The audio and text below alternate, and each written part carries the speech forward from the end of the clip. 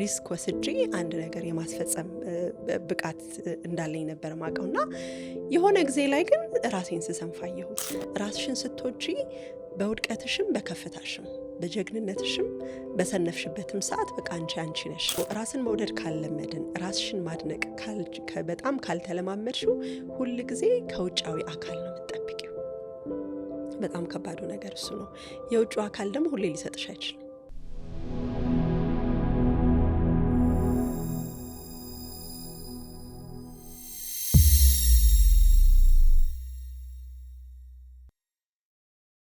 ኤሚ እንኳን ደህና መጣሽ። እንኳን ደህና ቆየሽኝ ሀና። አለን ራስ መውደድ ወይም ለራስ ራሄ ማሳየት ማለት ምን ማለት ነው? በጣም አሪፍ ፖይንት። ቴንክ ዩ። ሰሞኑን ዝም ብዬ ራሴን እየጠየቅኩ ነበር።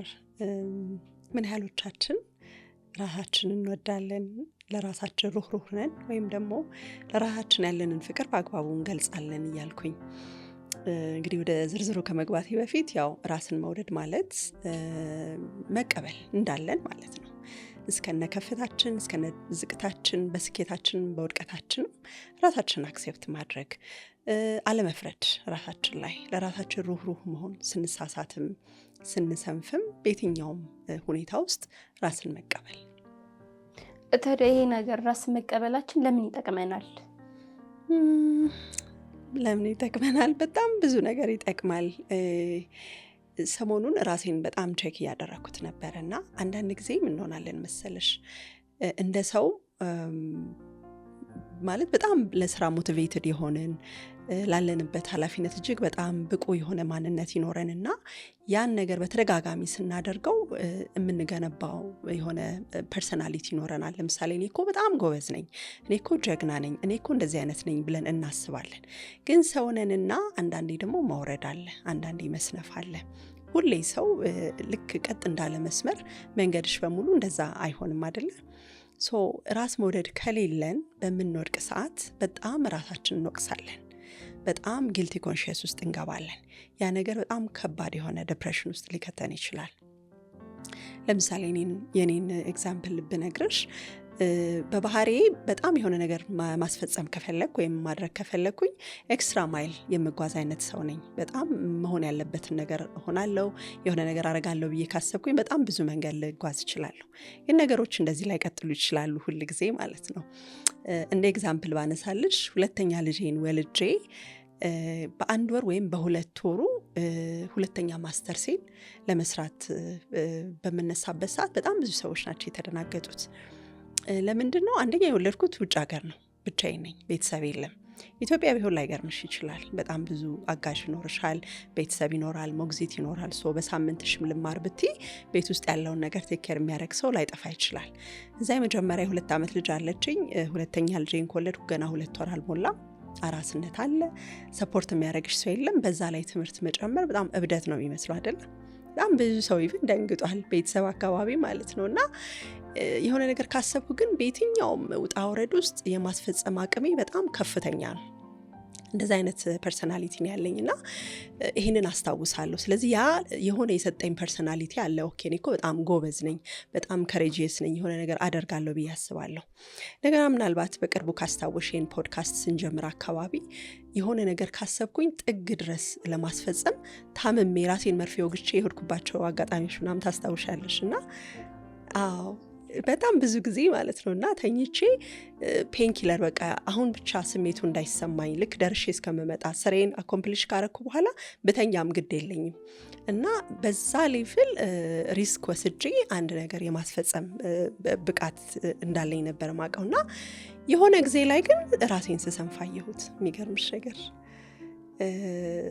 ይሄ ዴይ ቱ ዴይ አክቲቪቲዎችን እንኳን ማድረግ በጣም ሲያቅተኝና ሲታገለኝ በጣም እጄ ላይ ብዙ ፕሮጀክቶች እያሉ ብዙ ማስፈጸም ያለብኝ ነገር እያለ ቢሮ ብዬ ላፕቶፕ ይዤ ወጥቼ ከፍቼ በቃ ዌስት በጣም ሰዓት ማባክንባቸው ጊዜያቶች ነበሩና ትደነግጫለሽ። ለዚህ አይነት ነገር ውስጥ ስትገቢ እንዴ ምን ሆኜ ነው እና ራስሽን ማውቀስ ትጀምሪያለሽ። ጊልቲ ኮንሺየስ ውስጥ ትገቢያለሽ። ራስሽን ብሌም ታደርጊያለሽ። ሶ እነዚህ ስሜቶች ምን ያደርጉሻል? በጣም ዲፕ ወደሆነ ዲፕሬሽን ውስጥ ይከቱሻል። ከዛ ማሰላሰል ጀመርኩኝ። ሰው ነን አይደለ? ሁሌ በቃ ተመሳሳይ ኤነርጂ፣ ተመሳሳይ ሞቲቬሽን ሌቭል፣ ተመሳሳይ ጉብዝና አይኖረንም። ስለዚህ ራስን መውደድ የሚለውን ኮንሰፕት ይሄን ጊዜ በጣም አናላይዝ አደረግኩት። ራስሽን ስትወጂ በውድቀትሽም በከፍታሽም በጀግንነትሽም በሰነፍሽበትም ሰዓት በቃ አንቺ ነሽ። ውስጥሽ በጣም ብዙ የሚከናወኑ ነገሮች አሉ።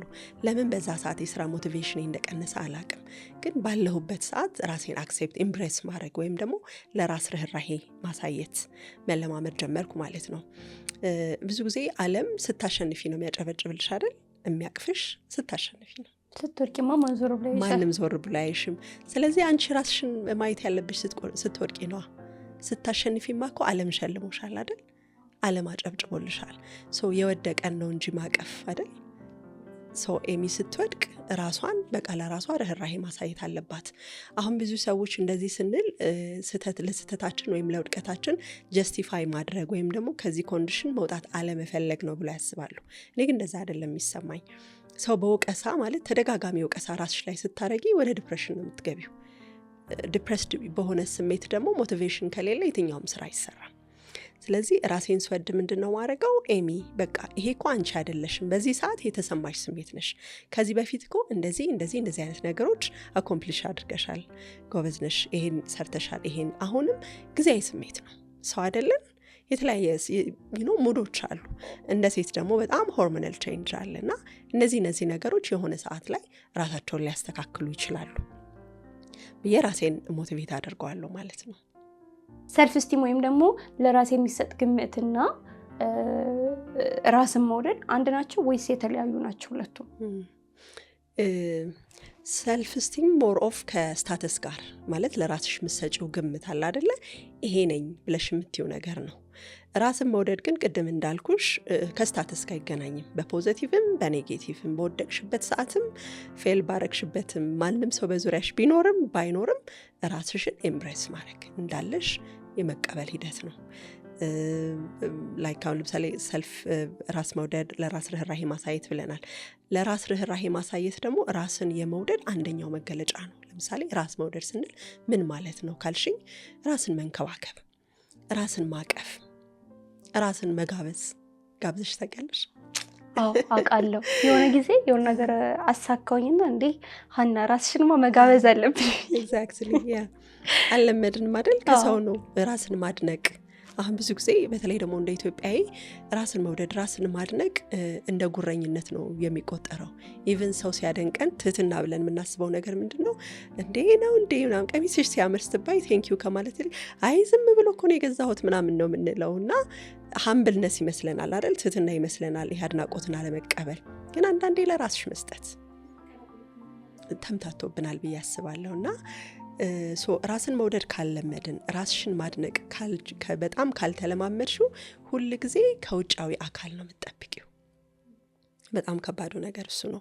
የውጫዊ አካል ደግሞ ሁሌ ሊሰጥሽ አይችልም። ከሰጠሽ እሰየው፣ ያጎደለብሽ ቀን ግን ትሰበሪያለሽ ራስሽን መውደድ ካልተለማመድሽ። እንደውም አንድ በጣም የታወቀች ሰልፍ ዴቨሎፕመንት አሰልጣኝ ምን ትላለች? ሁል ጊዜ ፎቶዬን ፖስት አድርግና አሁን ፎቶ ፖስት ምናምን ስናደርግ ላይክ እንቆጥራለን አይደል?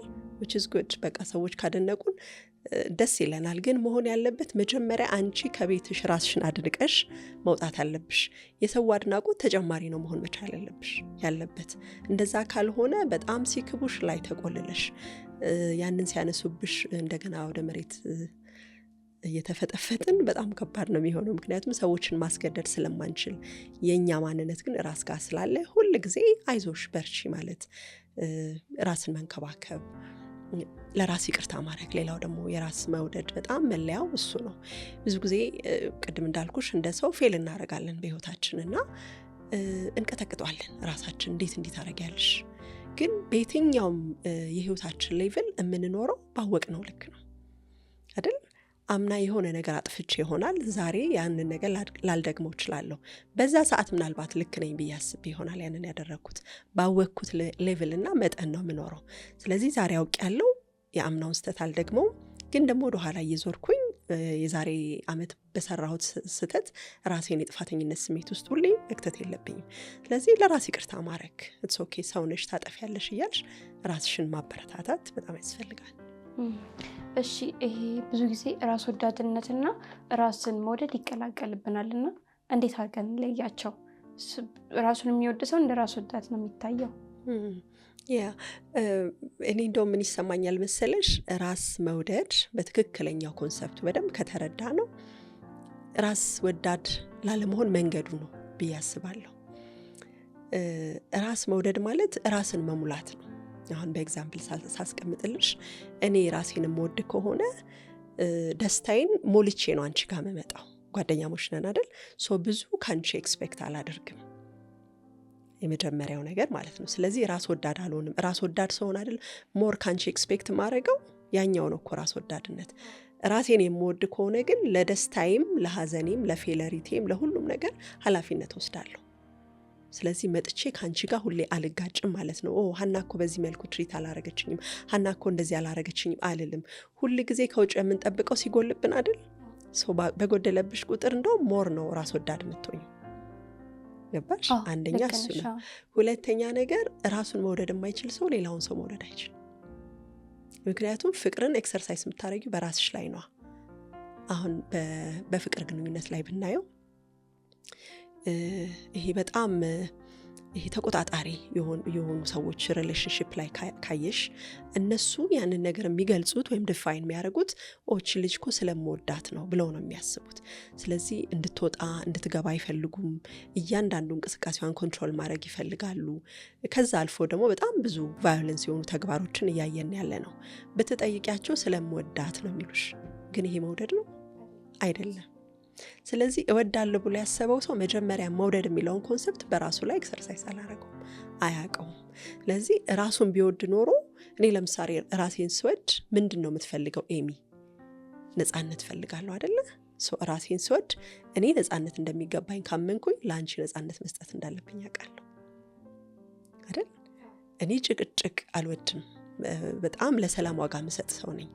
ራሴን ስወድ ለራሴ የምሸልመው ነገር ሰላምን ነው። ስለዚህ ላንቺም ያንን ወድልሻለሁ ማለት ነው። ስለዚህ ፕሮፐርሊ ራሱን የሚወድ ሰው ነው ኢቭን የፍቅር ግንኙነት ላይ በጣም ስኬታማ የሚሆነው፣ በጣም ሰላም የሆነ ብዙ ፍትጊያ ያልበዛበት በጣም ረጅም ርቀት ሊጓዝ የሚችል ሪሌሽንሽፕ መመስረት ከፈለግን ኢቭን መጀመሪያ ያንን ሰው በቃ የሆነ ደስታሽንም ምንሽንም ከግንኙነትሽ አይደለም ለማግኘት መሞከር መቻል ያለብሽ። ራስሽን ከወደድሽ ራስሽን ሙሉ ታረጊና ለመስጠት ነው የምትሄጂው። ከጨመረልሽ እሰየው ብለሽ ትቀበያለሽ። ካልሆነ ግን እንዴት ብለሽ ትግል ውስጥ አትገቢ። በጣም አሪፍ። ታዲያ እንደ ኢትዮጵያውያን ማህበረሰብ ይህንን ራስ መውደድ የሚባል ራስ መውደድ እንዴት እንገባ? ምክንያቱም ቅድም እንዳልሽው ብዙ ጊዜ ሀምብልነት የሚመስለን ራስን ዝቅ ማድረግ ነው። እንደ ትህትና ራስን ዝቅ ማድረግ ይታያልና ትህትናንና ራስን መውደድ እንዴት አንድ ላይ አወታችተው መኖር ይቻላል? ያው የመጀመሪያው ነገር ማወቅ ነው ብዬ ነው የማስበው። እውቀት ብርሃን ነው እንዳልሹ ቅድም ብዙ ነገር ተቀላቅሎብናል።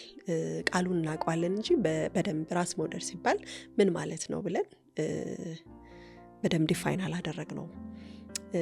አሁን እንዳልሹ በእኛ ማህበረሰብ ውስጥ በጣም ራሱን የሚጠብቅ ሰው፣ ለምሳሌ ኤክሰርሳይዝ የሚሰራ፣ ጥሩ የሚለብስ፣ ለሰውነቱ የሚጨነቅ፣ ለማንነቱ የሚጨነቅ ሰው ራስ ወዳድ ተብሎ ነው የሚፈረጀው። ጉረኛ ነው የሚባለው። እና ያ ሰው ግን በጣም ማለት ለሰዎች ውለታ ነው የሚውለው። ባይዞ ሀንቾ አንቺ ራስሽ ላይ ኢንቨስት ስታረጊ ውለታ እየዋልሽ ነው ለሌላው ሰው። ምክንያቱም ብቻሽን አይደለም፣ ለአንቺ ብቻ አይደለም የምትኖሪው። አንቺ የተሻልሽ በሆንሽ ቁጥር ፈለግሹም አልፈለግሹም በዙሪያሽ ላሉ ሰዎች መፍሰስ ትጀምሪያለሽ። ኢትስ ኦብቪየስ። አንቺ ውስጥሽ በሰላም ሲሞላ ለቤተሰብሽ ሰላም ታመጫለሽ። ሳትፈልጊ ልስጣችሁ ብለሽ አይደለም፣ አብረሻቸው ስላለሽ ለጓደኞችሽ ሰላም ታመጫለሽ። የጎደለበት ሰውና ራሱን የማይወድና ራሱን የማይጠብቅ ሰው ደግሞ ጥሩ ነኝ እንኳን ብሎ ቢያስብ በዙሪያ ያሉትን ሰዎች ያለውን ስትረስ ከሆነ ስትረሱን ነው የሚያካፍላቸው። ይህን በጣም ለይተን ማየት መቻል አለብን። ስለዚህ እኔ ራሴን ስጠብቅ ለራሴ ብቻ አይደለም። እኔ ካልሞላው እንዴት ብዬ በዙሪያ ያሉ ሰዎች መፍሰስ እችላለሁ? እኔ ውስጤ ከጎደለ፣ ውስጤ በጭንቀት በጭቅጭቅ የተሞላ ከሆነ ካልወደድኩኝ ያ ነው አይደል ሀብን የሚያደርገው። ኤሚን ካልወደድኳት አልጠብቃትም፣ ካልጠበቅኳት ካልተንከባከብኳት ደግሞ ሰላም አይኖረኝም። ሰላም ከሌል አላስቀምጣትም ደፍኒትሊ። ስለዚህ ልጆች አሉ ለምሳሌ በቀላሉ ማለት ነው። ስለዚህ ልጆቼን ኢቭን እወዳቸዋለሁ እያልኩኝ የምሰጣቸው ግን ጭቅጭቄን ነው ጭንቀቴን ነው ማካፍላቸው። ሰው ራሱን ሲወድ ለራሱ ብቻ አይደለም ለሌላው ነው የሚፈሰው። የተሻልሽ በሆንሽ ቁጥር በዙሪያሽ ያሉ ሰዎች በሙሉ በረከት ነው የምትሆኑ ብዬ አስባለሁ። በጣም አሪፍ። እና በመጨረሻ እኛ ራስ ለማንወድ የህብረተሰብ ክፍሎች ምን ቲፕ አለሽ? ራሳቸውን በደንብ ለሚወዱ ላዳበሩ ሰዎች በዛው እንዲቀጥሉበት የምትሰጪው ቲፕ ካለ? ማለት ምንም ይሄ ጥያቄ ውስጥ የሚገባም ነገር አይደለም ብዬ ነው ማስበው። አሁን ወደ እምነት ኢቭን ብትወስጂው ምንድነው ወንድምህን እንደ ራስህ አድርገህ ውደድ ነው አይደል የሚለው ህጉ። እንደ ራስህ መጀመሪያ ራስ ይቀድማል። ራስሽን ስትወጂ በደንብ መውደድንም ኤክሰርሳይዝ ስለምታደርጊ ቀላል ይሆናል ወደ ሌላው ሰው ለማስተላለፍ። በተለይ ደግሞ ሴቶች እንደ ሴትነቴ እንደ እናትነቴም ብዙ የማህበረሰብ ኃላፊነትም ስላለብን ትውልድ አስቀጣዮችም ስለሆንን እናትም ስለምንሆን ራስን ማትወድ እናት እንዴት አድርጋ ቀና ያሉ ልጆችን ማሳደግ ትችላለች? በእናትነት ላይ ደግሞ በጣም ብዙ ጊዜ ስታየው ተጎርቶ ማሳደግ ነው የተለመደው አይደል? ቀና ብሎ ግን ይጎዳሉ።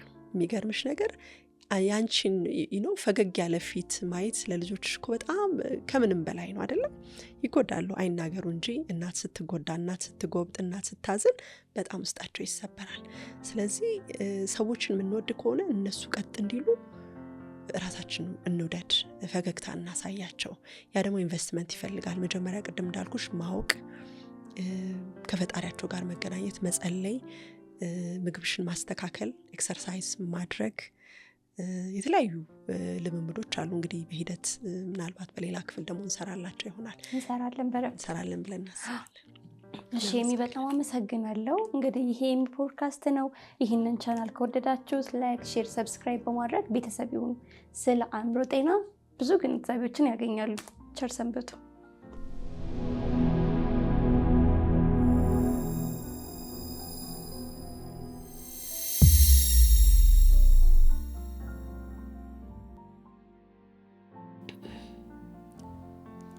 ታሪኬ ልክ እንደ መጽሐፍ የሚገለጥ ነው ቢባል አያልቅም።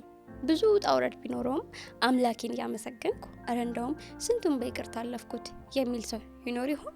ለብዙዎች ባጋራው ይማሩበታል ካላችሁ ወደ ኤሚ ፖድካስት መጣችሁ እናውጋ። እኛን ለማግኘት በዚህ ስልክ ቁጥር በቴሌግራም በድምጽ ወይም በጽሁፍ ታሪካችሁን ላኩልን። እኛም እናገኛችኋለን። እናመሰግናለን።